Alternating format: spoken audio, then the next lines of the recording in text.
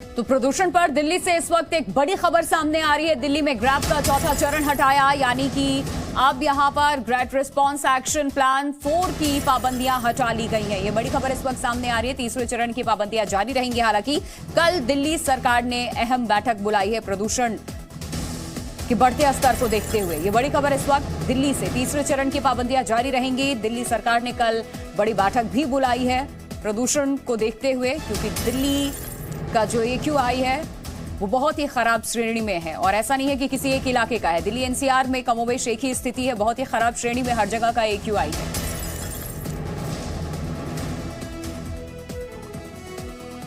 दिल्ली की हवा बेहद खराब श्रेणी में है। लोगों को जहरीली हवा में रहने को मजबूर होना पड़ रहा है, लेकिन कुछ लोग नियमों की अनदेखी कर राजधानी की हवा को और अधिक दम घोटू भी बना रहे हैं। जी मीडिया की टीम दिल्ली के कई इलाकों में गई तो पाया कि पाबंदी के बावजूद कुछ इलाकों में भवन निर्माण का कार्य चल रहा है।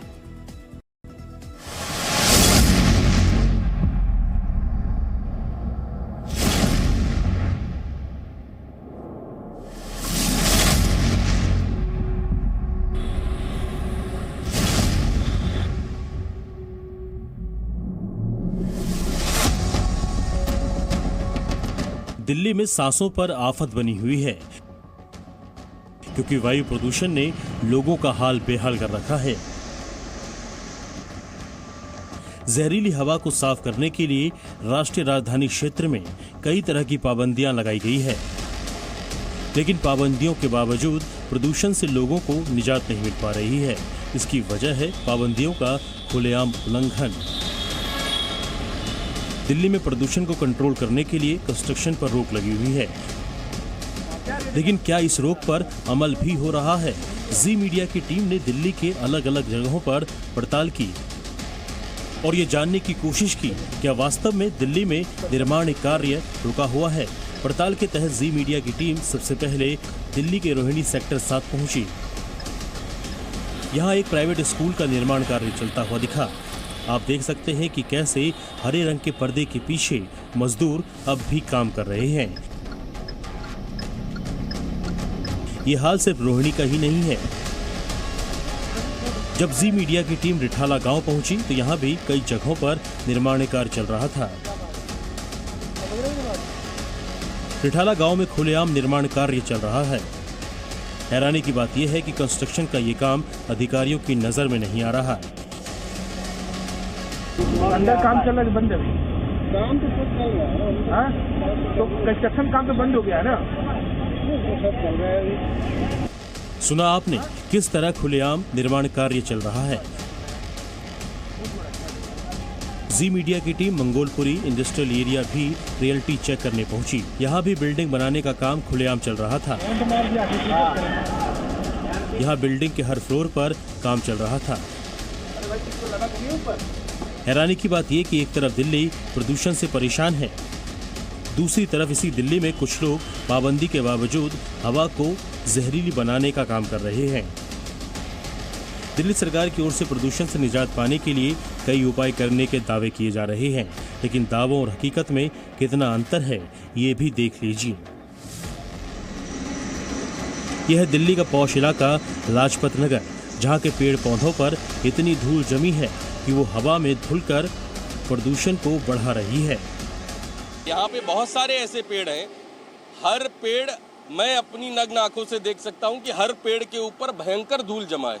जो ऑक्सीजन देने वाले, जो प्राण वायु देने वाले प्राणी हैं, उनको जीवंत प्राणी कहा जाएगा, उन पे ही धूल जमा है। तो ये ऑक्सीजन रिलीज कैसे हो रही है मैं आपको दिखाता हूँ। एक बार कैमरा सहयोगी से कहूँगा, ये पत्ता है, आप देखिए,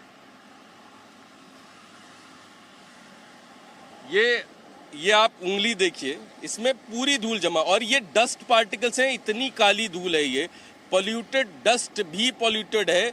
ये अगर लोगों के फेफड़ों में जा रही होगी, लोगों की नाक से फेफड़ों तक जा रही होगी, तो वाकई में शरीर की हालत क्या हो रही होगी, दिल्ली की जनता की हालत क्या हो रही होगी।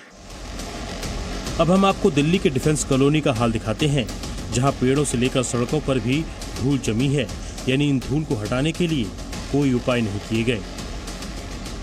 आप अभी देखिएगा, ये यहाँ पर मिट्टी तो है ही है, इसको सफाई करने की कोई व्यवस्था नहीं बनाएगी, जबकि एमसीडी के पास लगातार गाड़ियों की व्यवस्था रहती है। जो सड़क के किनारे से, फ्लाईओवर के किनारे से जो धूल होती है उसको हटाने का, जब इतनी मिट्टी सड़क के किनारे यहीं पर जमा है तो ये धूल बन के हवा में उड़ ही रही होगी।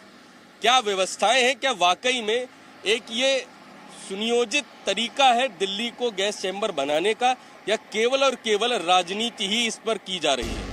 बढ़ता प्रदूषण दिल्ली एनसीआर के लिए जानलेवा साबित हो सकता है। एक सर्वेक्षण में प्रदूषण को लेकर चौंकाने वाले खुलासे हुए हैं। सर्वेक्षण के मुताबिक दिल्ली एनसीआर में हर 5 में से 4 परिवार प्रदूषण से संबंधित बीमारियों का सामना कर रहा है। सर्वेक्षण में 19,000 लोग शामिल हुए, जिनमें से 18% इन बीमारियों को लेकर डॉक्टर से संपर्क कर रहे हैं। सर्वेक्षण में शामिल 80% परिवारों ने कहा कि उनके घर के सदस्य प्रदूषण के कारण कई समस्याओं का सामना कर रहे हैं। सर्वे में दिल्ली, नोएडा, गाजियाबाद, गुरुग्राम और फरीदाबाद के लोग शामिल थे। WHO के मुताबिक खराब हवा से 7 मिलियन मौतें हर साल होती है, जिसमें 7 लाख बच्चे भी हैं। खराब हवा से बच्चों को निमोनिया, अस्थमा, लंग कैंसर जैसी खतरनाक बीमारियां हो रही है।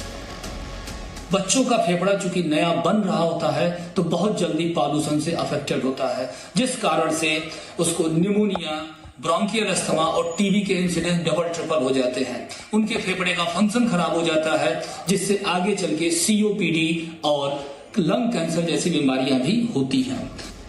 सवाल है कि अगर प्रदूषण इतनी बड़ी समस्या बनती जा रही है तो इससे निजात पाने के लिए अस्थायी इंतजाम क्यों नहीं किए जा रहे हैं?